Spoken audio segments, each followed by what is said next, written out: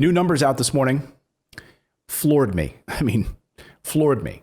That show that this may actually be the beginning of the pandemic. Yeah, I know what you're thinking. No, we should be ending the pandemic, right? We get through this winter, it's done. No. The data this morning from economists shows that we are at the beginning. Now, maybe in terms of the virus, it's hard to predict, right? But what they're talking about is economically.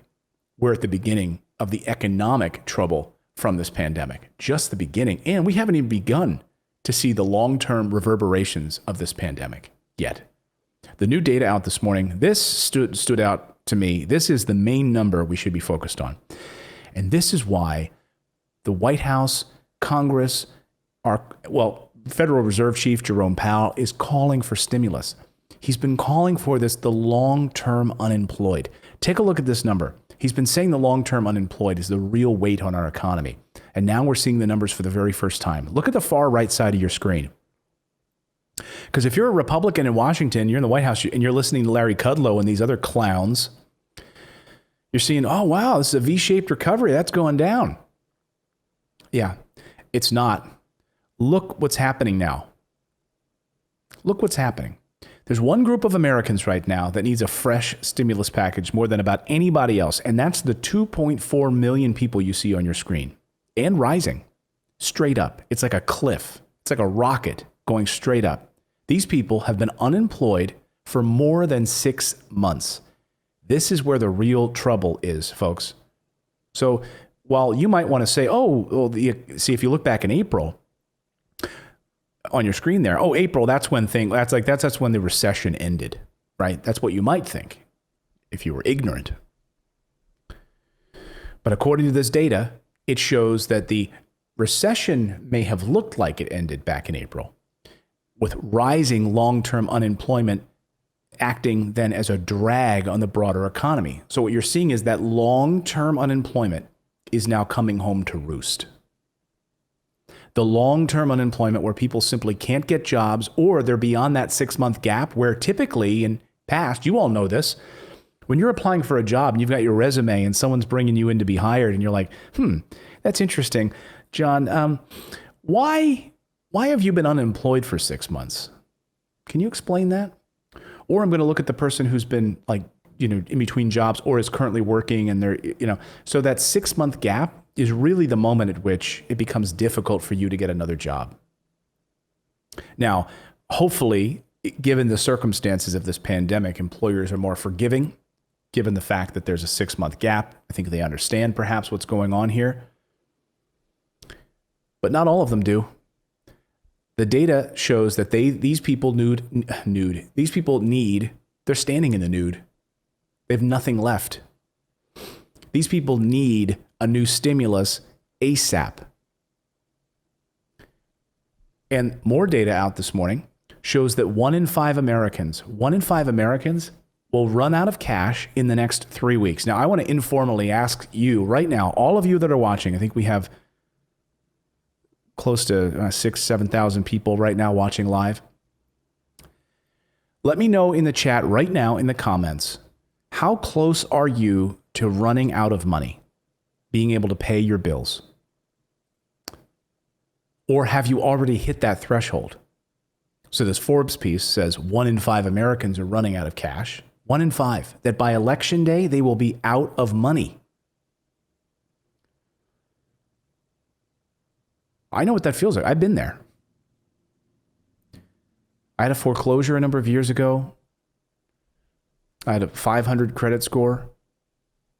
When I was first out of college, I had massive debt from college and credit cards, $75,000 I got myself into. Huge. Before I educated myself on finance and, started investing in real estate, started understanding how finances work and how you could build a system to prevent that from happening again. We weren't taught it in school, and you're not being taught this in high school. So when I first started out and was learning this, I was in massive debt.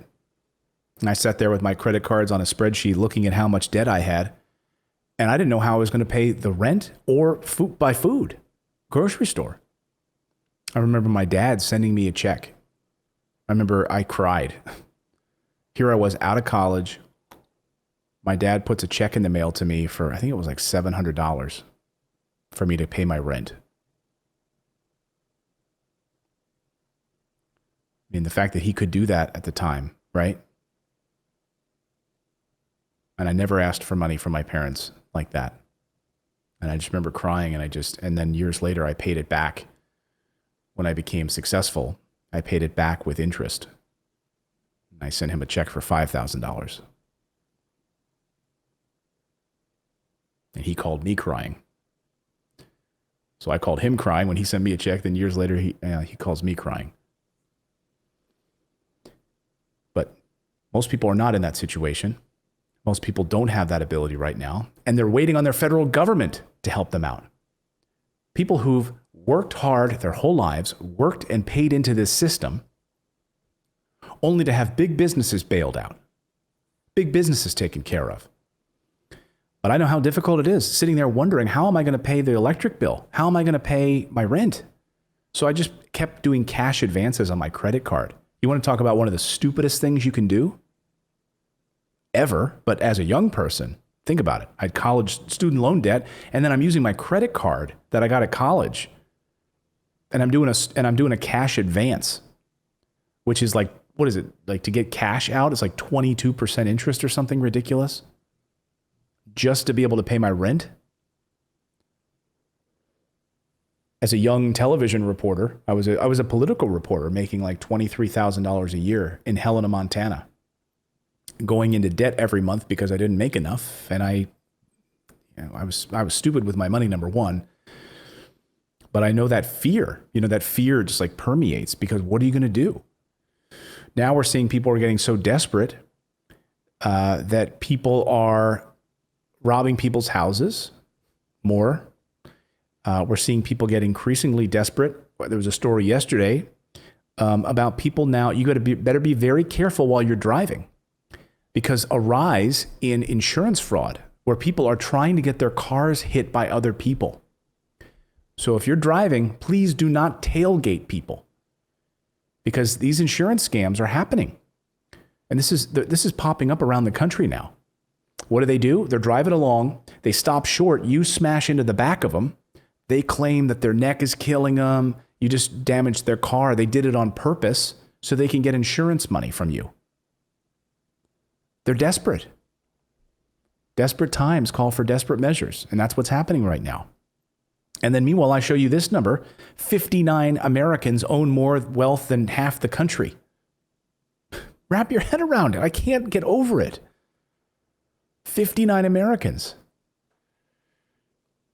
So these 2.4 million Americans right now who are the long-term unemployed, they're having to take that pandemic unemployment assistance. So they are, of course, weighing on the economy by taking this money right now from the federal government, if they can get it, and if it hasn't run out for them. Of course, the biggest job losses have been in leisure and hospitality, where the workforce is 3.8 million people smaller than it was back in February. It's likely to reach, the food services industry is down 2.3 million jobs. But these Harvard projections are pretty crazy. These Harvard projections show long-term unemployment peaking in early 2021. So that's why we're talking about that we're at the beginning of this pandemic. Things don't peak at the beginning. They peak in the middle. And according to these Harvard projections, unemployment will peak in 2021, depending on the speed of the recovery and if there's a stimulus package. They also say it's likely to reach 3.9 million people and 5.1 million in a worst case scenario. What's the worst case scenario, folks? The worst case scenario is no stimulus, no action at all from the federal government. That's the worst case scenario. And it looks like we're sitting on it, unless they can get their act together over the next few days. Mark Zandi from Moody's Analytics, the chief economist there at Moody's Analytics, says he sees a peak of 5 million long-term unemployed as a baseline scenario. He cautions that with stimulus talks having broken down, the number could be more than double that if we, quote, botch it. Have we botched it already? What is he talking about? If we botch it. Look at the leadership in the White House. If we botch this thing, are you kidding me? So this is only the beginning. And these jobs numbers are not good. The continued unemployment weighing on this economy, and a White House that seems out to lunch, talking about the health and happiness of Wall Street, which is totally disconnected from the long-term unemployment weighing down the rest of our country. Those are the facts. Those are the facts. So please smash that like button, subscribe to the channel. If you're new here, we try to provide you with the honest assessment of what's going on in this economy, your personal finance, not Wall Street BS that you can tune in to CNBC and others and get spoon-fed. You're not going to see this covered anywhere else. They don't want you to know it. They don't want you to know it. They don't want to talk about it. If you listen to Larry Kudlow come out on the White House lawn, you know, he's not going to be out there talking about this. I would be stunned if Larry Kudlow comes out and talks about how in 3 weeks, millions of Americans will literally run out of money altogether. And with no eviction moratorium put in place, with no long-term rental assistance given out for these people. So even if we do get a $1,200 stimulus check, it's only going to cover maybe a little bit of the behind rent that you may have had. Because remember, you're still going to have to pay rent. Just because there's an eviction moratorium in certain states, that doesn't mean you won't have to get caught up and pay that rent eventually. You will have to. So that's the unemployment numbers this morning. And let me know in the chat, do you think we're only at the beginning of this pandemic?